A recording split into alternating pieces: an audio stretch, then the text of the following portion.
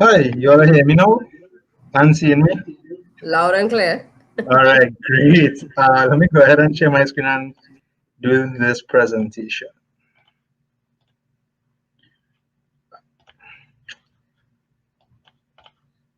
Uh, right. So I hope everyone is hearing me and seeing this presentation.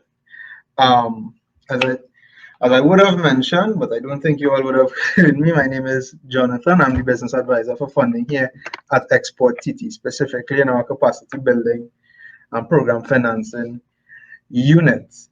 Um, Here at the unit, as the name would suggest, we do a lot of uh, funding and financing of different natures.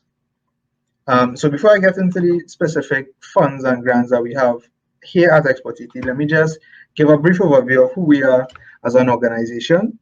Uh, we are obviously the National Export Facilitation Organization of Trinidad and Tobago. We are charged with the duty of increasing exports and diversification across the non-energy goods and services sector. The film industry, the creative industry as a whole being a big part of that services sector. It goes without saying that we focus on building internationally competitive firms and improving the business environment here in Trinidad and Tobago so that our exporters, be it good or in this case, we're talking specifically about the film industry, can be major players in the global market space. So with that out of the way, let me get straight into the grants that we have. The first grant that we have is known as the Grant Fund Facility.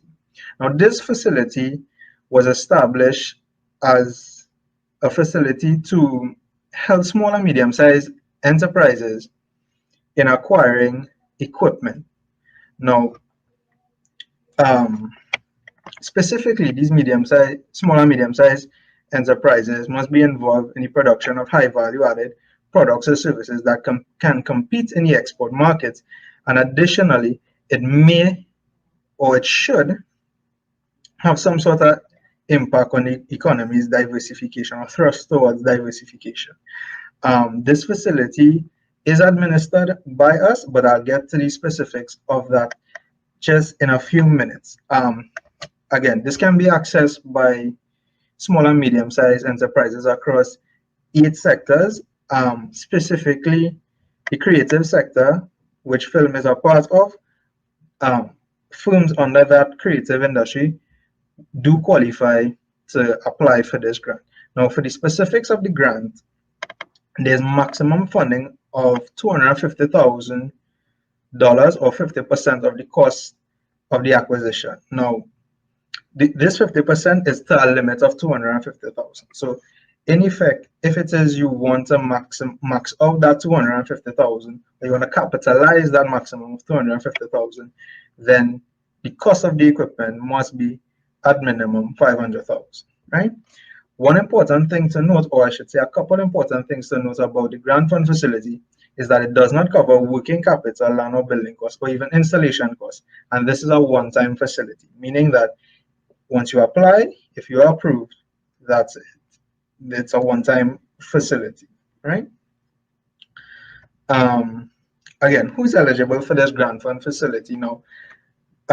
Because of the nature of this specific, the audience here, the creative industry is one of those eight sectors that I would have mentioned in the previous slide that can apply for this grant fund facility.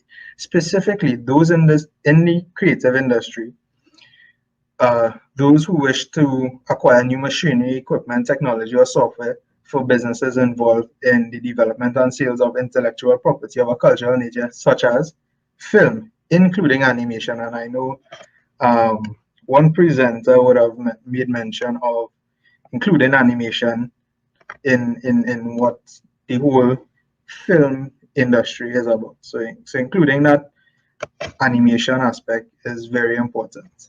And we have the others, fashion, music, dance, across the board. Now, let me just say, with the grant fund facility, let me just give you some details in terms of the application process. Now, we have an application form. Once you fill out that form, you would need to submit the application form along with the relevant supplementary documentation to the Investments Directorate of the Ministry of Trade and Industry. Once that application and supplemental documentation is submitted to the Ministry of Trade and Industry, a site visit will be conducted and an evaluating committee would evaluate your application for consideration. A decision is then made, and at that point, ExporTT will execute a contract between the approved applicant, and from there, we will execute based on the successful applicant submitting their payment documents. We would pay the supplier the stated amount, be it 50%, right? So, and let me just say, this 50% payment goes directly to the supplier. So once the applicant pays their supplier their respective portion, ExporTT will pay our respective portion. So it goes. So a couple things to note there. Specifically, payment is made to the supplier. I want to touch on another facility that we have, which is the co-financing facility. Now, the co-financing facility, really, the intention of it really is to help companies in reaching selected export markets. Co-financing will be provided for any of these services that I will mention in just a few minutes, whereby it's a 50% reimbursement. Currently, it's a 50% reimbursement to the applying company made in TT dollars. Now, this is, I think, very important because I believe the previous presenter would have mentioned intellectual property. Now, some of the activities covered here include intellectual property registration in overseas market, which is a very, very big aspect. Protecting intellectual property in the world of film is a big thing. In addition to that, one other activity here that I believe would be very useful is the first-time website development. This would help increase your visibility, your online visibility massively, and it would, in effect, be promoting what you do, right? So that is something to note. In terms of the financing limits, a company must be in operation for at least 1 year. There's a limit currently of $35,000, a reimbursable limit of up to $35,000 per fiscal year, and the fiscal year runs from October 1st to September 30th. Now, with the co-financing facility, you can have multiple applications per fiscal year. Now, I need to specify this. We would not look at retroactive applications.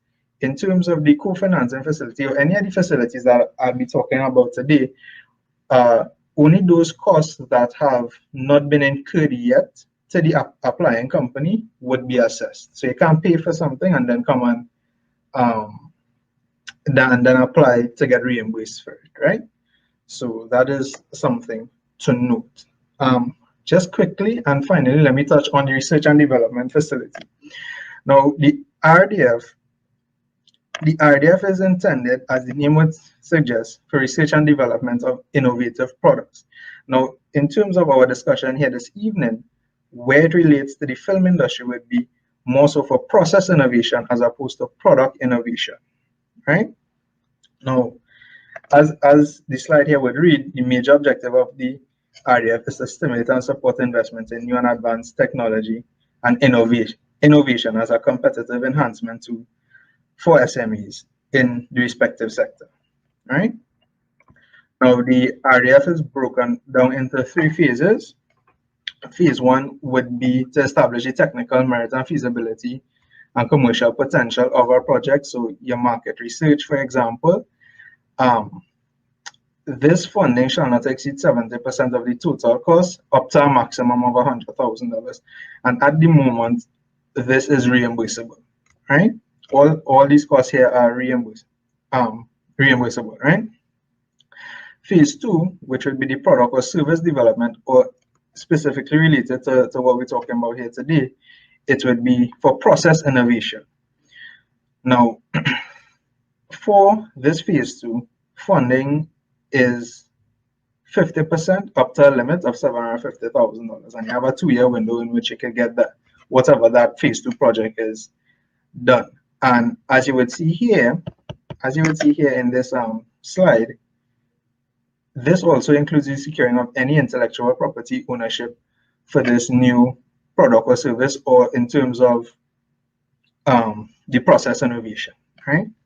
So for example, and I'm speaking about process innovation, as it relates to the film industry, there may be new techniques of filming that, you know, is very innovative that you as a company may want to pursue. That is something that you can apply, and let's look at it and flesh out an application to see where it goes. And then we have phase 3, which is the commercialization phase. Now, one thing to note, a company could apply at phase 1 or phase 2. However, to be awarded phase 3, or to be considered for phase 3, sorry, you need to be an awardee of phase 2, which is the product or process innovation phase, right? And as it would say here, the funding of this phase is limited to $150,000, right? That was quickly, right, and this is just my contact details here. That was quickly a brief overview of our funding facilities. What I'd like to do now, if time permits, is just show the participants here today what each of these forms looks like, so you'll have an idea of what the application form is, how to fill it out, so that you won't be daunted if you go online and you see these forms. You would know what to do. Right, so let me just open up. We'll start with the grant fund facility form here. So this is essentially how it looks. It isn't a lengthy form, application form, by any stretch of the imagination. So when you scroll down, you would see here, this here is just a checklist of all the supplementary documentation that you would need. Now, let me just mention something very briefly. With all these funding facilities, they have a respective evaluating committee that these applications go to, and it is evaluated by the members of this committee. Specifically, as I would have mentioned, for the grant fund facility, that facility has its own evaluating committee. The RDF has its own evaluating committee, and the cofinancing facility has its own evaluating committee. Now, I don't want people to feel like this application process is static by any means. Usually, there's a decent level of communication and feedback between the applicant and the point person for these applications, for the RDF and the cofinancing. That would more often than not be me. So there's a fair bit of communication to ensure that you get the application right, and you're not lost as to, okay, you send an application and you don't know what is going to happen. There's a fair bit of feedback, so you're always in the loop to know at any point in time what is the status of your application, right? So just back to this grant fund application, you would see here there's a checklist of supplementary documentation that you would need to submit. Fairly straightforward. Again, basic information you'd fill on any form: your name of your business, the type of company, date of registering, your business address, contact information. Again, you would see here, the structure of your business, the type of capital you have and existing at the moment, as well as what you want to acquire, right? So again, employment, information, fairly straightforward, right? And again, you would notice things with question 14, for example, here. Some companies may not be exporting or may not have a presence in the export markets. So you fill in that information where you can, right? So again, fairly straightforward and easy to complete. Let me just go on to the co-financing application. Again, very straightforward, very similar in terms of its basic information that we need to begin assessing any application form. So again, company details, the nature of your business, what you do. In this case, we would ask if you have an export plan, whatever services you are requiring at the point in time of application. Describe why this is needed and how it will build your capacity to enter an export market and the actual export markets that you're looking at, right? So very, very simple, basic. Have you ever used any of the co-financing services before? This will help us keep track of your progress if you are using our facilities. If you have been a past client of ours, we'll be able to track and monitor how well you are doing, right? To some degree, right? And again, there's a checklist of documents here. Now, with the co-financing application, usually what is required is one, the completed application form, your company registration documents, and your quotation for the services, the service or services that you required based on this list here, right? Once you've submitted those three, any supplementary documentation that the committee would need would be communicated to you, and you would submit on that basis, right? So again, as I said, the process for applying, it's fairly straightforward, right? And it's not static, it's something that it's very dynamic where feedback is concerned. Right, so let's just quickly look at the research and development application. Again, your company details, which is standard, right? From question 12 in this application, essentially to the end, it would basically ask you to give an overview of the project, of the project in terms of what you're developing, why you're developing, how you intend to develop it, what are your markets, how you intend to get to those markets. These questions from question 12 to 21 usually falls within those five broad talking points that I've just mentioned, right? So again, nothing too out of the ordinary, fairly straightforward. And again, as I said,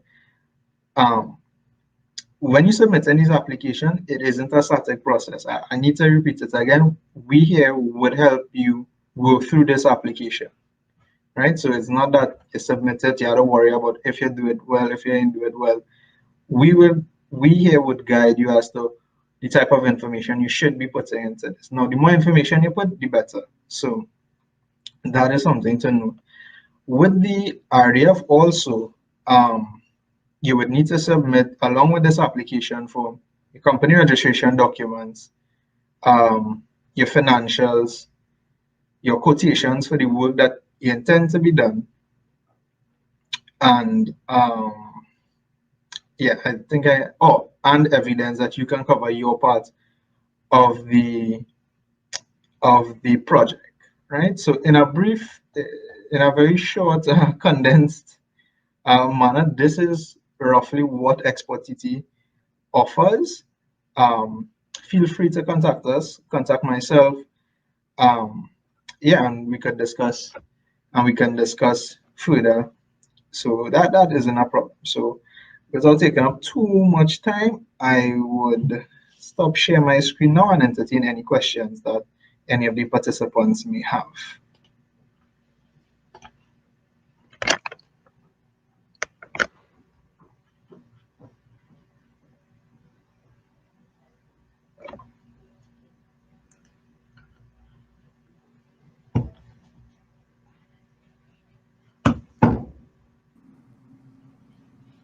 Thank you so much, Johnathan.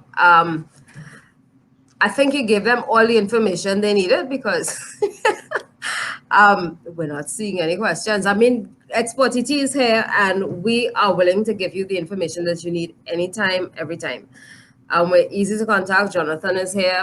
I'm here as well. Kristen Mirage, the manager of the capacity building unit, is also online. He is also available and also very accessible for any information that you need. So we have now come, thank you so much, Johnathan, for your time and for your information. We've now come to that part of the program where we go, wow, that was really something. That was a lot of information.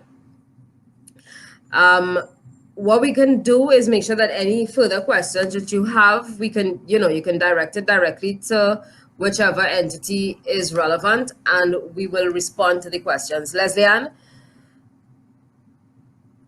this was something. You're muted. You're muted. Yeah, we're getting questions coming in. I don't know if Johnathan would like to come back on. Let me bring Johnathan. I hope you're there. I'm going to bring you on to discuss these 3 questions. Okay, there you go.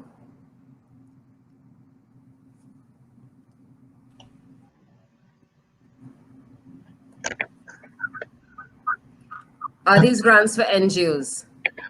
No, it isn't.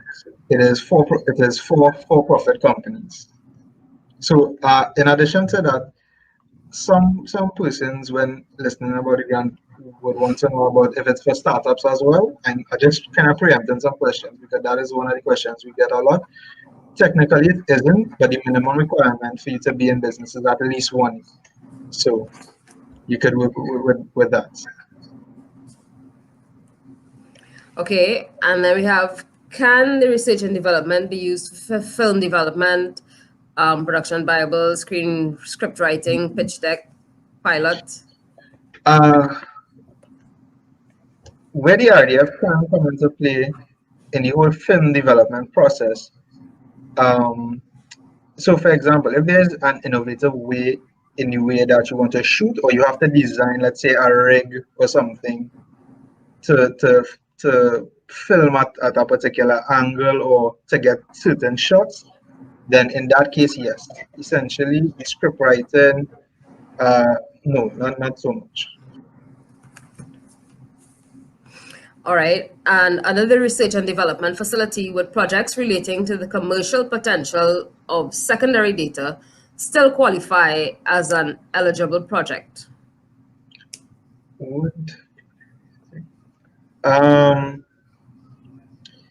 Yes, but as much primary data as you could submit would be helpful. So it doesn't disqualify if you don't have any sort of primary research. And I want to make this clear. If you want to do the primary research, which is the market research, phase 1 RDF is essentially for that. So what you could do is probably get your primary research from that phase and then move on to phase 2. Essentially, that is how that is the logic behind it, right? So. All right, great. Thanks a lot for that information, Johnathan. And as I said, any further questions that you have, please feel free to direct them directly to the relevant institution.